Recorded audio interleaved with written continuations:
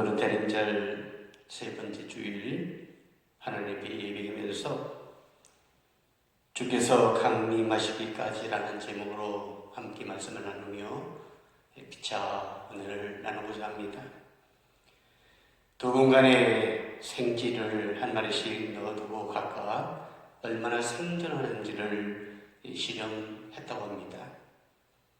두 공간 중 한 곳에는 철학 같은 어두운 곳으로 밖을 빛이 들어오지 않는 공간이었고, 다른 곳은 적은 양이지만은 조그마한 틈을 만들어서 빛이 들어오도록 만들었다고 합니다. 일정한 시간이 지난 후에 두 줄을 살펴보았더니 빛이 하나도 들어오지 않는 밀폐된 공간의 지는 이미 죽었고, 작은 양의 빛이었지만은 그래도 좁은 틈으로 빛이 들어오도록 만들어 공간에 들어있던 지는 끝까지 살아 있었다고 합니다. 이유는 무엇일까요? 한마디로 어두운 곳 전체를 밝힐 수 있는 빛은 아니더라도 희망이라는 빛이 있는 곳에 지는 살고 완전 바로 흠에 있는 지는 죽었다는 그 말입니다. 요즘 코로나19로 인하여 흑암과 같은 그러한 세월을 보내고 있습니다. 그렇습니다. 꿈을 가진 존재는 절망적인 상황 속에서도 살아남을 수 있습니다. 하지만 꿈이 없고 희망이 없는 존재는 스스로 자멸하고 만다는 그런 말씀을 우리에게 권면하는 그런 말이죠. 제2태전 당시 600만 이상의 유태인들이 나치에 의해 살해당했습니다. 아우슈비슈 수용소에서 수많은 사람들이 죽어갔습니다. 물론 대부분의 수용소들이 비록 비슷한 그런 형태였지만은 한 수용소에서는 소수의 사람들을 제외한 모든 유대인 수용자들이 죽음을 분명히 당했다, 이렇게 전해지고 있죠. 그런데 놀라운 것은 몇몇 생존자들이 살아남을 수 있었다는 것을 말합니다. 대부분 유대인들이 극심한 공포에 시달리면서 생존에 대한 희망도 없습니다. 희망도 없었고 여호와 하나님에 대한 믿음을 잃어버리고 자포자기 상태에 빠져버렸습니다. 그런데 그중 소수의 사람들은 아침에 일어나면 제일 먼저 하나님께 예배를 드렸다고 합니다. 그들은 또한 눈물로 기도했다고 합니다. 이 모습은 마치 애굽에서 노예로 살았던 이스라엘 백성들의 모습과 흡사한 것을 우리에게 말씀하고 있는 거죠. 그들은 수용소에서 언제 죽을지 모르는 그런 상황이었습니다. 그래도 그들은 여전히 그들의 창조하시고 주인이신 여호와 하나님을 신뢰하는 그런 믿음이 그들에게 있었다는 거죠. 그렇습니다. 주님을 바라보는 것이 바로 믿음의 희망이요, 더 나아가서는 미래임을 우리에게 말씀하고 있는 것을 들을 수 있는 거죠. 주님의 오심을 기다리는 우리 자신들이 주께서 강림하시기까지 과연 우리가 어떤 믿음을 가지고 살아가야 되는가? 세 번째 대림절을 맞이하여 주님의 오심을 맞이하는 우리 자신들이 오늘 본문의 말씀을 다시 한번 뒤돌아보며 진짜 하나님의 사람이 어떠한 믿음의 길을 걸어야 되는가 함께 생각하는 귀한 시간이 되었으면 좋겠습니다. 인간의 생활 전체는 하나의 기나긴, 어찌 보면 기다림입니다. 세상에 태어난 순간 부모는 부모대로, 자녀는 자녀대로 어떻습니까? 성장하기를 기다립니다. 그 아이가 커가면 어떻습니까? 그 역시 그들 속에 역시 빨리 어른이 되고 싶은 그러한 바람이 있습니다. 어릴 때 기다림은 거의가 어떤 구체적인 욕구 또는 충족하기 위한 물질적인 대성을 향하고 있음을 볼 수가 있는 거죠. 아마 크리스마스 되면 어린이들은 대부분 어떻습니까? 여지없이 산타크로스 그가 선물을 주실 거야 하는 그러한 기대감이 있어요. 이 기다림은 인간의 장성할수록 물질적인 그러한 1차원 대상이 2차원 대상으로 바뀌는 것을 볼 수가 있습니다. 그래서 학문과 기술을 연마하면서 어떡합니까? 1차원의 대상을 스스로 해결하려고 노력을 기울입니다. 인간의 기다림은 더 이상 어쩌보면 기대할 대상이 없다고 느껴질 때에 끝나고 마는 것을 볼 수가 있는 거죠. 그 끝을 우리는 육체적인 죽음이다 이렇게 말합니다. 기다림에 멈추는 것에는 삶도 멈춤도 모든 것이 멈추고 합니다. 우리는 삶의 멈춤의 육체 죽음으로 그때 끝장내버리는 것을 위한 또 하나의 기다림을 갈구합니다. 그것이 미래의 기다림이며 멈출 수 없이 영원한 대상을 향한 바로 기다림이라고 우리에게 말씀을 하고 있는 것을 볼 수 있는 거죠. 이러한 기다림이 동물에게는 없습니다. 동물들은 오직 한순간을 위해서 살기 때문에 미래에 대한 희망도 없고 소망도 없고 기다림에 알지 못할 뿐만 아니라 미래에 대한 두려움도 느끼지 못합니다. 동물처럼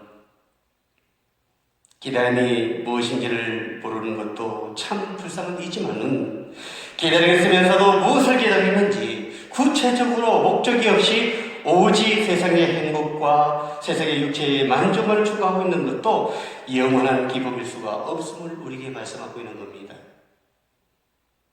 오늘 대림절 세 번째 주일, 오늘 본문의 말씀을 바라보면서 과연 우리는 무엇을 기다려야 되는가? 주님이 강림하시기까지 무엇을 기다려야 되는가? 말씀을 통해 함께 나눠보고자 합니다. 먼저는 기다리는 건 결과를 미리 보면서 하는 사람임을 우리에게 말씀을 하고 있어요. 기다림은 앞을 바라보는 것을 말합니다. 성경에도 그런 말씀을 많이 한다 하죠. 왜 같이 어쩌면 흔히 표현하고 있는데 히브리서 11장 1절에 보면 뭐합니까? 믿음은 바라는 것들의 실상이요. 바라는 것들의 실상이라는 말씀을 하고 있어요. 믿음은 앞을 보는 마음을 말합니다. 보지 못하는 것을 보게 하고 희미한 것을 마음으로 확신을 주는 것이 바로 곧 믿음이다. 이렇게 우리에게 말씀을 하고 있어요. 그래서 믿는 사람의 눈은 언제나 저 앞에 우리의 온 인격으로 체험에 나아갈 수 있는 것을 바라보는 그런 사람들을 우리에게 말씀을 하고 있는 거죠. 우리가 믿음을 가졌다는 것 자체가 곧 결과를 뻔히 알면서 기다리는 그런 사람, 그런 것이기에 미리 기뻐할 수 있고 감격의 눈물을 흘릴 수가 있다는 거예요. 여기는 신앙인만이 느낄 수 있는 감격과 벅찬 감동이 있습니다. 그러나 신앙이 없는 사람은 기다려도 그 대상이 막연하고 결과를 예측할 수 없기 때문에 기다림에 지치고 병이 나며 안절부절하다가 심지어는 생명까지 포기해버리는 것을 우리가 볼 수가 있습니다. 하나님께서는 기다리라고 말씀하실 때에 보라라는 말을 많이 강조하고 있는 것을 볼 수가 있어요. 그것은 곧 그 결과를 마음에 미리 감격하러 감격과 감격으로 살 수 있도록 우리에게 말씀하고 있는 그런 말씀들이죠. 이사야 7장 14절에 보면 이렇게 말합니다. 보라, 처녀가 잉태하여 아들을 낳을 것이요. 마태복음 26장 45절에 보면 또 말합니다. 보라, 때가 가까웠으니. 마가복음 14장 41절에 또 말합니다. 보라, 인자가 주인의 손에 팔리리라. 주님께서는 보는 것만으로 그치지 않고 그 결과로 주실 은혜의 순간까지도 보라, 지금은 은혜 받을 만한 때요, 보라, 지금은 구원의 날이로다, 이렇게 말씀하고 있는 소리를 들을 수 있는 거죠. 즉 우리는 무엇을 보고 있는가 한번 기다려보십시오. 기다리지는 그 결과가 눈에 환하게 우리가 선하게 보입니까? 적임 곧 은혜의 때요, 구원을 위한 마지막 순간면을 보는 그런 눈이 우리에게 있습니다. 무엇을 기다리고 있는지 모르면서 무작정 오늘도 기다리고 있는 넋을 잃은 그런 신앙생활을 하지는 않는지 자신을 한번 뒤돌아보여 줄로 합니다.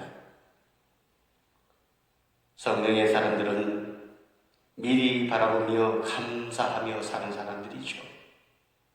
성령의 충만한 사람으로 우리가 미리 바라보며 감사할 수 있는 주님의 오심을 기뻐할 수 있는 여러분의 신앙의 삶이 가될 수 있기를 주의 이름으로 축원을 드립니다.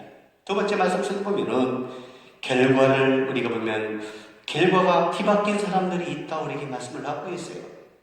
강이 마시까지 기다리는데 기다리는 결과가 뒤바뀐 그런 사람들이 있다는 거예요.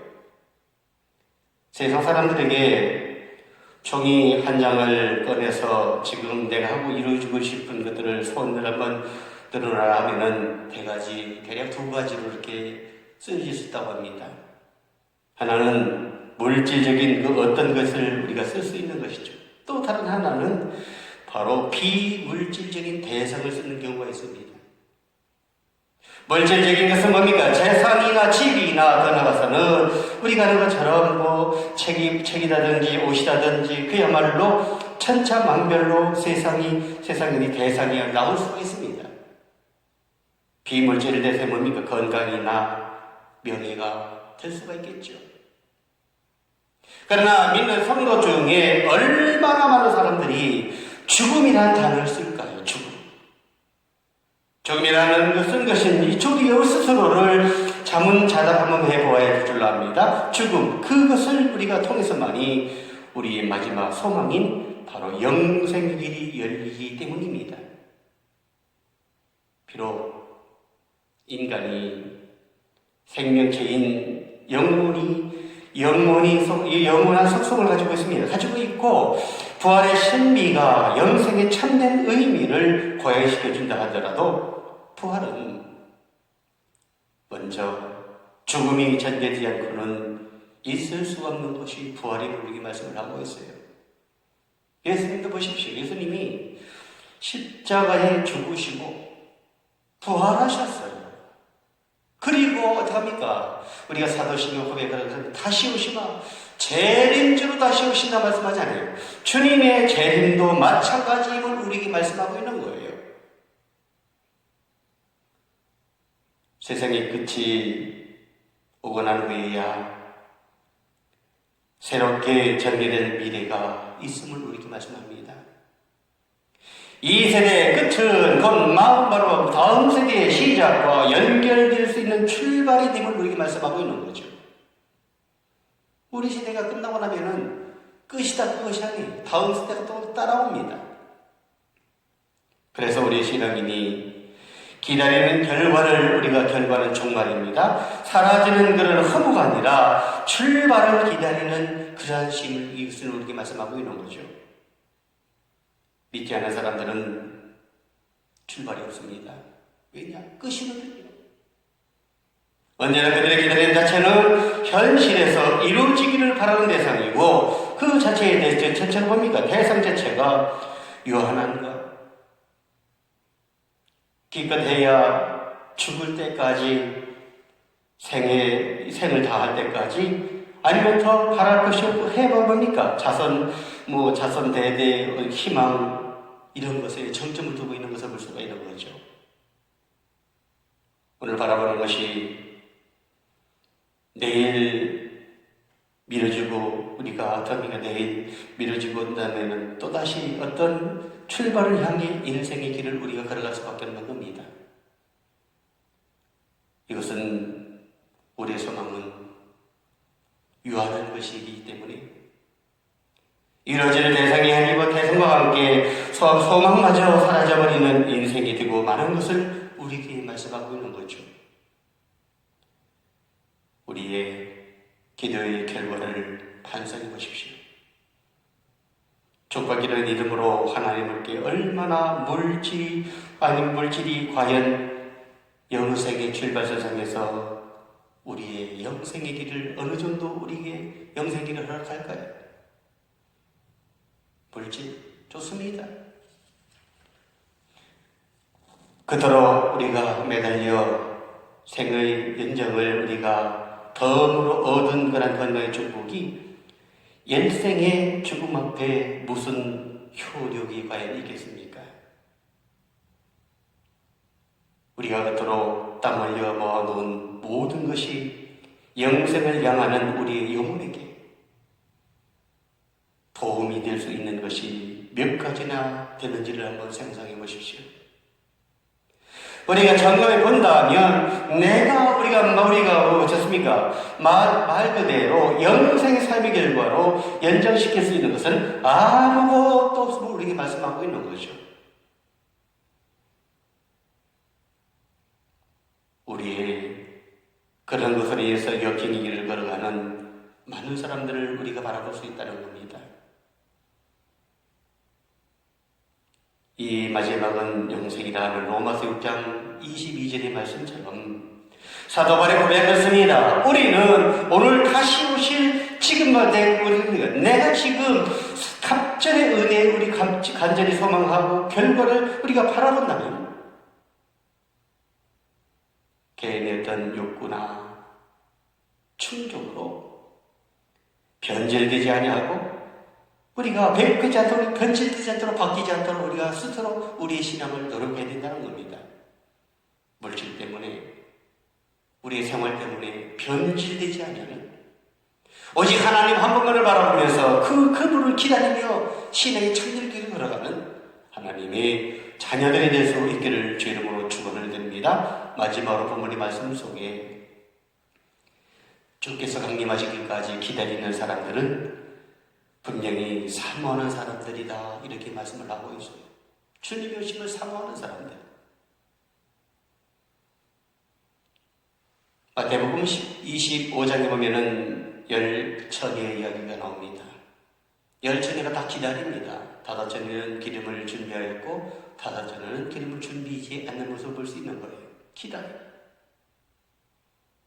흑암에서 방황했던 우리에게 미래의 결과를 볼 수 있는 믿음을 허락했습니다. 믿음을 허락받고 주님 오신 그날을 마지막 소원으로 굳게 한 우리들은 어떻습니까? 그날을 기다리면서 무엇을 과연 해야 될까요?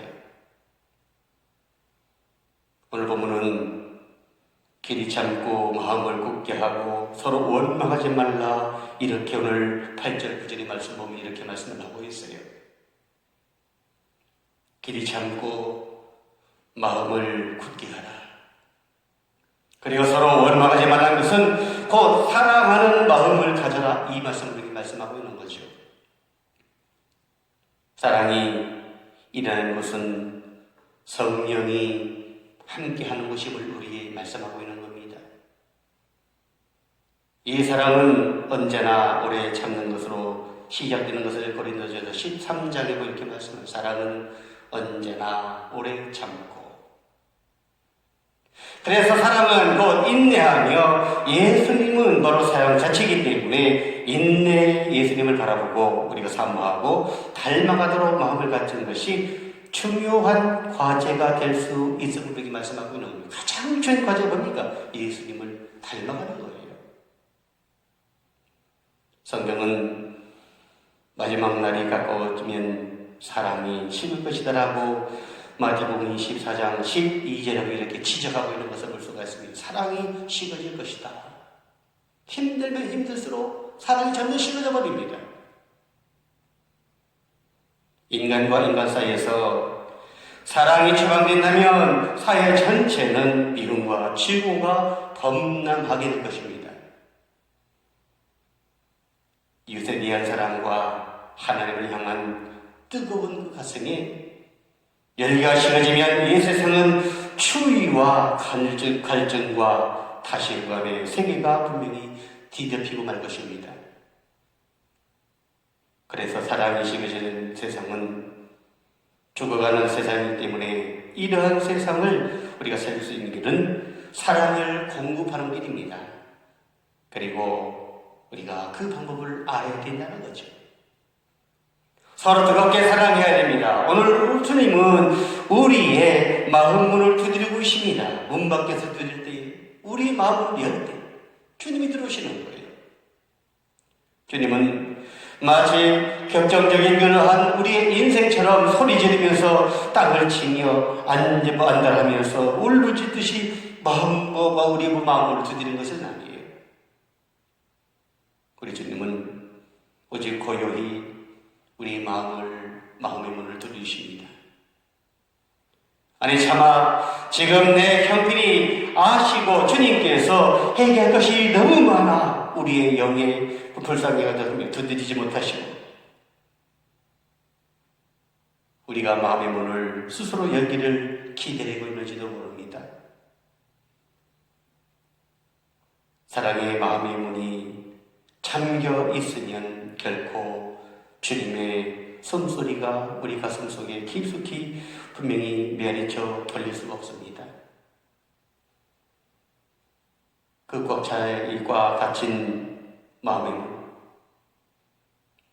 세상 계획과 꿈으로 가득 찬 주님의 숨소리가 틀릴 틈이 없는 그런 세상을 우리가 살아고 있지 않은지, 세상 염려, 걱정, 세상의 소망이 너무 많아서 그 음성이 들리지 않을지도 모릅니다. 계시록 3장 22절에 보면 이렇게 말합니다. 귀 있는 자는 성령이 교회들에게 하시는 말씀을 들을지어다. 오늘 이 시간 그 말씀을 통해서 영적 청취력을 얻는 성도들이 될 수 있기를 소망합니다. 이 영적 성취력을 갖고 청취력을 갖고 주님의 숨소리를 들을 수 있는 그런 사람만이 스스로 문을 열고 하나님을 영접해 드릴 수 있는 여유가 있다는 거죠. 그렇지 않으면 하나님께서 문을 부숴버리고 문을 손수 열고 우리가 들어오신다면 준비 없이 허둥대는 우리의 모습이 얼마나 처량해 보일 것입니까? 하박국은 주님의 오심이 더디할 때 뭐랍니까? 기다리는 중에 곧 그의 마음이 기쁨이 가득 찼고 그의 두 눈에는 눈물이 가득했고 온 몸은 감동으로 떨렸다. 이렇게 고백을 하고 있어요. 그 사랑의 인내는 묵시를 열 수 있는 열쇠가 되었습니다. 이와 같이 감격의 눈물, 인내의 기쁨으로 주님을 모셔드리는 주의 백성들이 되어야 될 줄로 믿습니다. 이제 말씀을 정리합니다. 주의 오심을 기다리는 우리 자신들이, 주의 오시기까지 강림하시기까지 기다리는 주의 백성들이 어떠한 믿음의 길을 걸어가야 되는가? 온전한 신앙의 길을 걸어라. 주님의 오심을 기뻐하며 기다리라 말씀하고 있어요. 그러한 인내의 눈물, 감격의 눈물로 우리가 기뻐할 수 있는 주님의 오심을 기뻐하며 모실 수 있는 주의 자녀들이 다 될 수 있기를 주의 이름으로 축원을 드립니다. 기도합니다. 사랑의 하나님 감사합니다. 주님께서 저희들을 사랑해 주시고 오늘도 예수님의 오시기 아버지 하나님의 자녀들 대립절을 맞이하여 주께서 강림하시기 기란 제목으로 함께 말씀을 나눠봅니다.